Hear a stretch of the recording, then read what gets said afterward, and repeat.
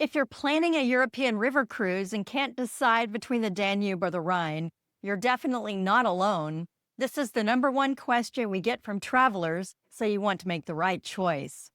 The good news, one of these rivers almost always jumps out as the better fit once you understand the key differences. And that's exactly what we're going to show you. From castles to capitals to food, you'll have a clear answer. Let's help you choose your perfect cruise. Hey, I'm Mark. And I'm Monica. You've got the Douro in Portugal. You get the Seine and the Rhone and the Saône.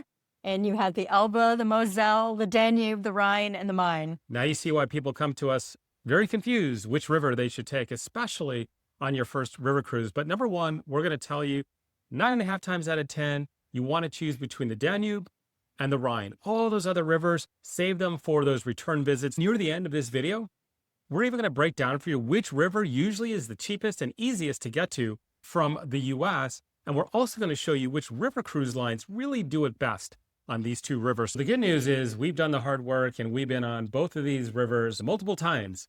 So it was hard work, but somebody had to do it for all of you. These are the river cruises that we've been on as well. So we've had 5 different lines, which we'll talk about a little bit later in the video. So Tauck, Uniworld, Avalon, and Viking, all excellent, all a little bit different. And you can see we've been on the Danube twice. We've been on the Rhine 3 times. So it's really important for us to share firsthand really what's been the differences. They're obviously very iconic rivers in Europe, and the majority of river cruises will be these two rivers. They're most popular for sure.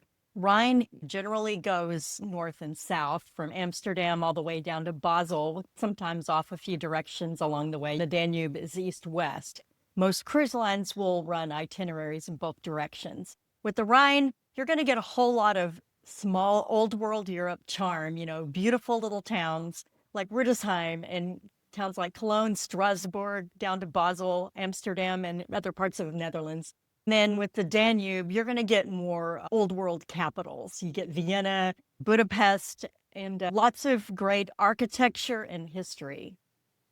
Just so you visually can see it on the screen here, like Monica mentioned, you typically start in Amsterdam and then you'll head all the way down, and many times you'll end up in Basel. You'll flip it back around. Most river cruise lines will operate in both directions. There's not huge advantages one direction or the other, but sometimes people want to end up in, let's say, Amsterdam and continue on. Or maybe they want to end up in Basel so they can go to Zurich.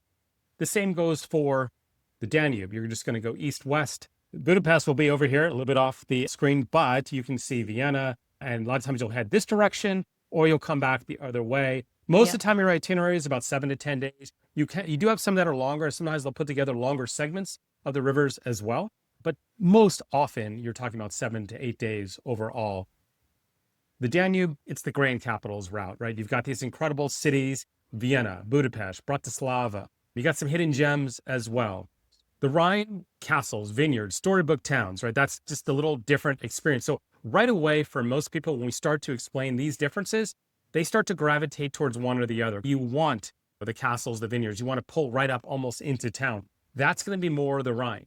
But for other people, it's like, no, I want a spectacular European classic cities like Budapest, which is incredible to sell into Vienna, which has just incredible architecture and scenery and so much to see. So that is definitely going to be a very different part of the experience, depending upon which one you choose. And also the scenic cruising. The Rhine, probably a bit more scenic when you're going from stop to stop. Not to say that on the Danube, you're not going to have beautiful scenery. You have castles all along the river and picturesque little towns, lots and lots of cathedrals and castles. So that makes it very scenic. But the Danube, you've got more of the Austro-Hungarian Empire vibe with Budapest and Vienna. There's also a lot of great deals on both rivers, but the Danube does have a lot of the river cruise companies operating, and there's a lot of times really good value overall.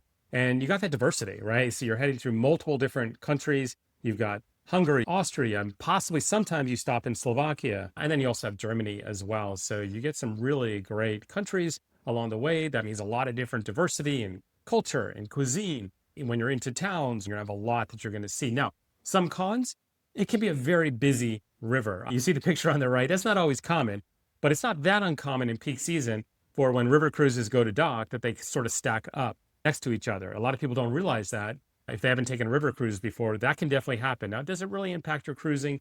No, because once you're stacked up like that, you're getting off to do your excursions. When it comes time to dinner time, typically you're cruising again. So it's not going to be a big problem. What I'll say also, one of the big advantages of a Danube River cruise is starting or ending in Budapest. It is one of Europe's great capitals. So scenic and beautiful with all of its bridges over the Danube. It's just a great place to start or end and explore.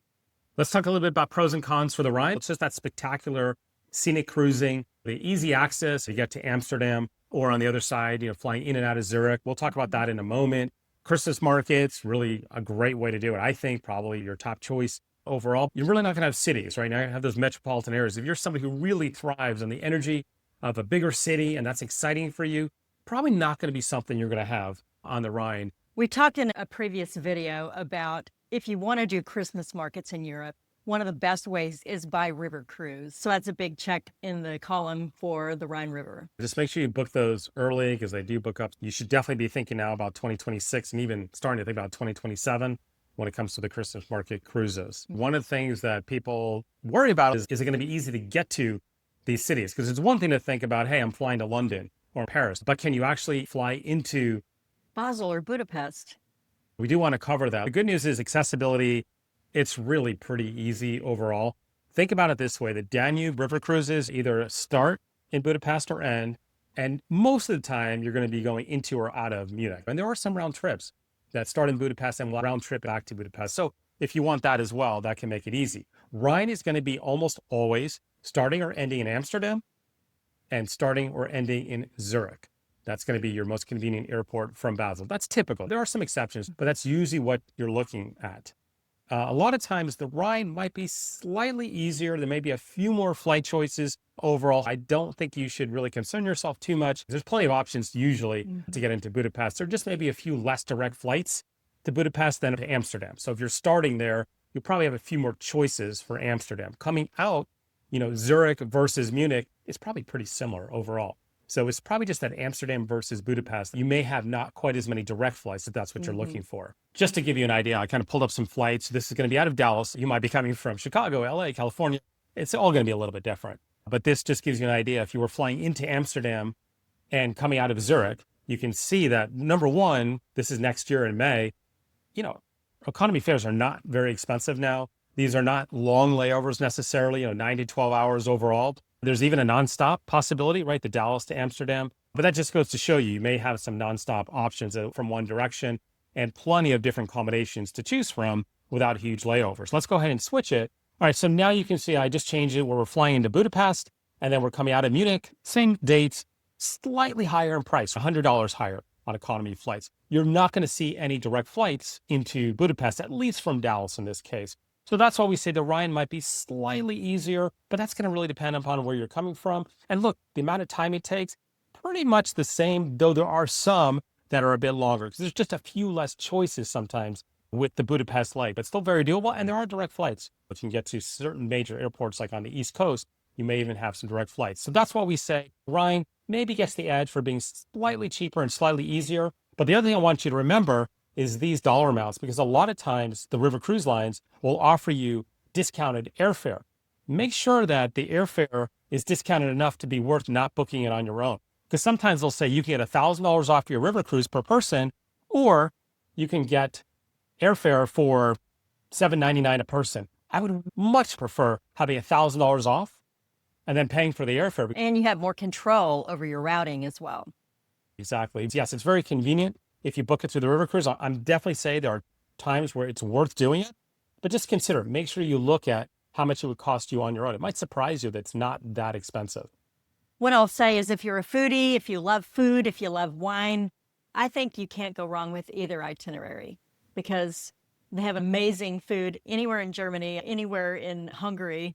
This whole area of Central Europe is known for wine and great food. You're going to hit enough countries, enough different cuisines. And don't forget the river cruise ships. The food typically is pretty spectacular overall. And they will also try to customize it to the cities and the countries that you're in as well. So you're going to have a great food experience. As far as best times to cruise, if you want better prices, we'll normally say the spring or the fall, as well as avoiding a lot of the crowds. We realize that a lot of people, the summer is when they have to go. Just realize it's going to be a little more energetic in the summer. There might be a few more boats on the river and more people in some of those bigger cities along the way. Now, if you want that completely magical Christmas scene, we did this last year.